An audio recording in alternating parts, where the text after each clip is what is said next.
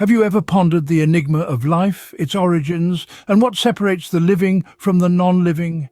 This question has intrigued philosophers, scientists, and thinkers throughout the ages. What is it that breathes life into matter, that distinguishes a living being from an inanimate object? Many theories have been proposed, some debunked, others still standing. Today, we delve into the development of the vitalism theory, a philosophical perspective that has sought to answer these questions. The roots of vitalism theory trace back to the times of ancient Greece.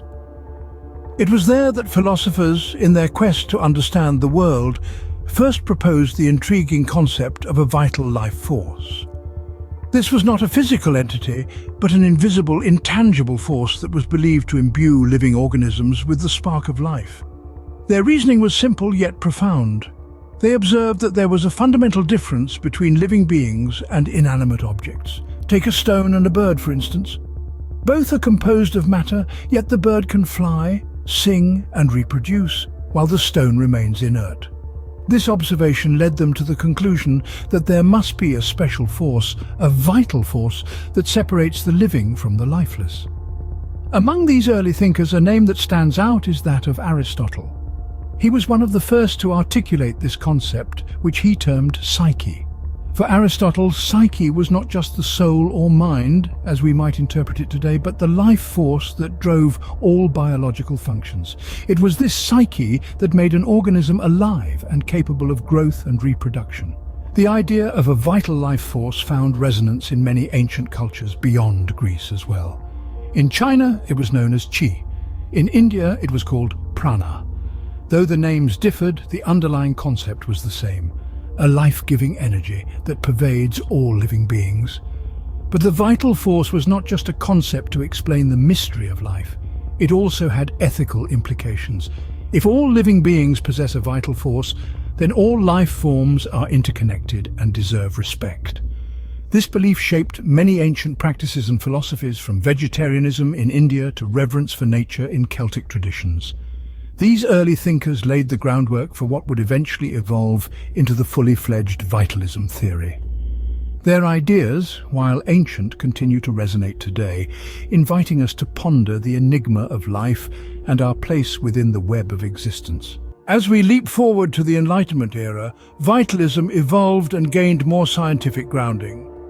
The Enlightenment, a period of intellectual growth spanning the 17th and 18th centuries, brought about significant shifts in how we perceived the world around us. This era was marked by a departure from religious and superstitious explanations, embracing instead the scientific method and empirical evidence.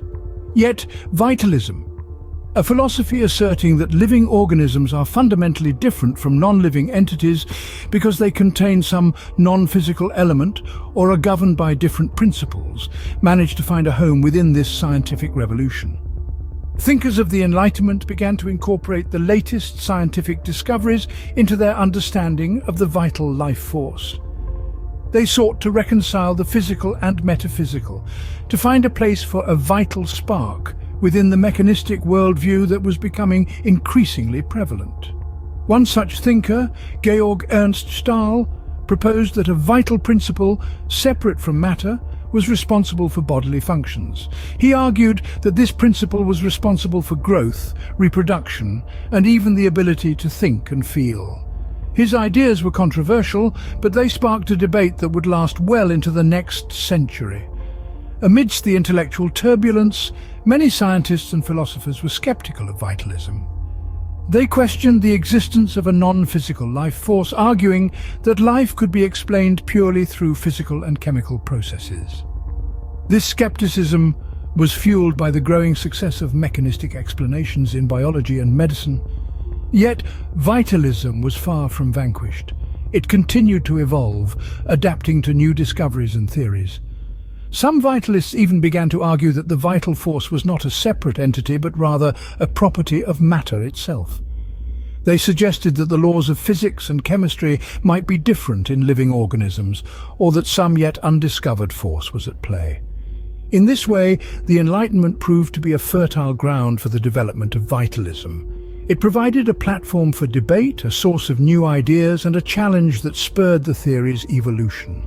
Despite the skepticism of some scientific minds, the vitalism theory continued to grow, adapting to new discoveries.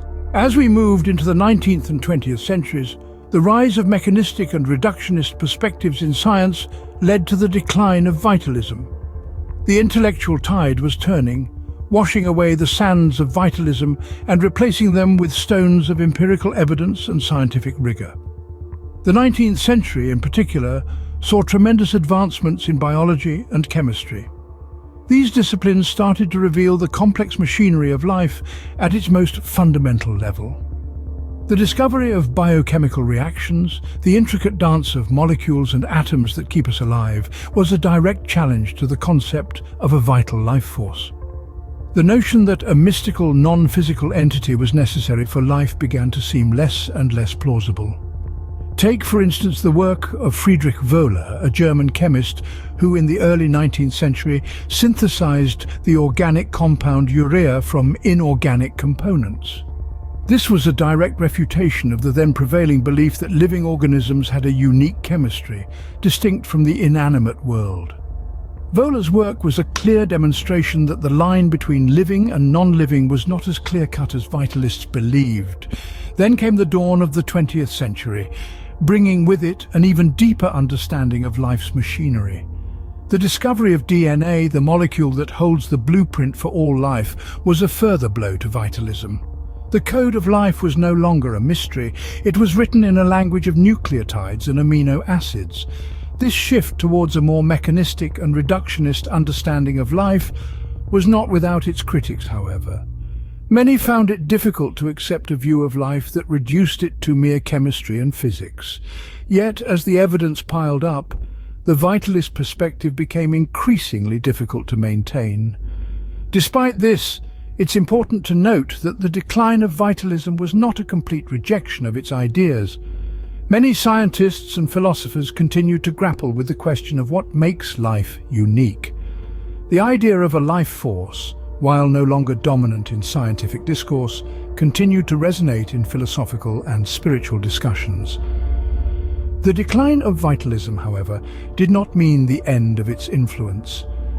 Its echoes can still be heard today as we continue to explore the fascinating complex mystery that is life. Even in its decline, vitalism left a lasting legacy and continues to influence our thinking today. The echoes of vitalism reverberate through the centuries, its concepts and ideas still shaping many aspects of our contemporary world.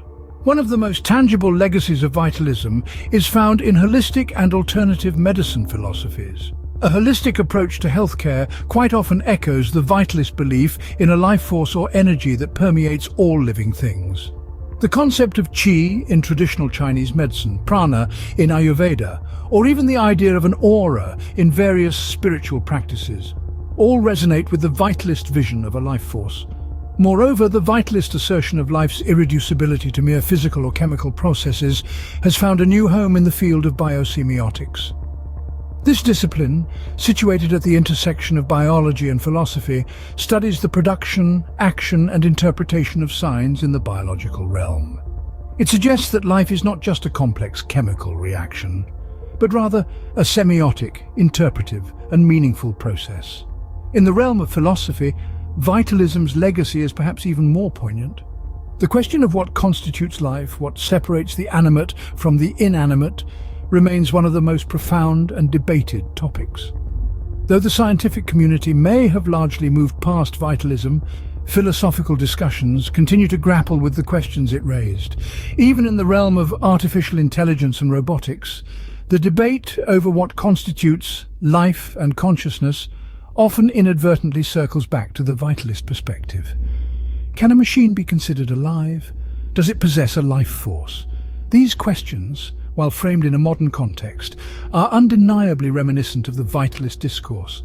In essence, while vitalism may no longer be a dominant scientific theory, its influence persists in the questions we ask, the philosophies we hold, and the way we perceive our world. It's a testament to the enduring power of ideas and their ability to shape our understanding of the world long after their scientific heyday has passed. Vitalism, despite its scientific decline, continues to shape our understanding of the mysterious phenomenon we call life.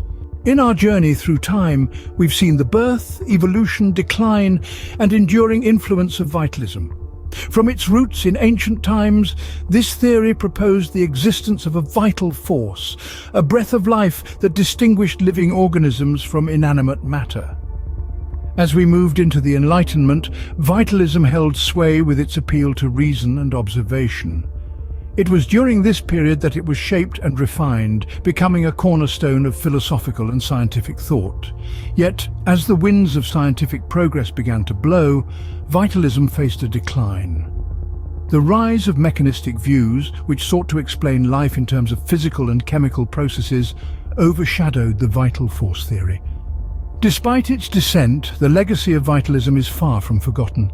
It continues to impact our understanding of life, influencing areas like holistic and alternative medicine, environmentalism, and even our philosophical perspectives on consciousness and the nature of existence. In essence, vitalism has been a significant contributor to our intellectual journey, shaping our views and sparking debate.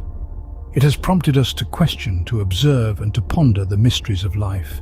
And although we no longer subscribe to the idea of a vital force, the questions that vitalism raised remain relevant. As we continue to unravel the mysteries of life, the philosophical insights of vitalism remain a valuable part of our intellectual heritage.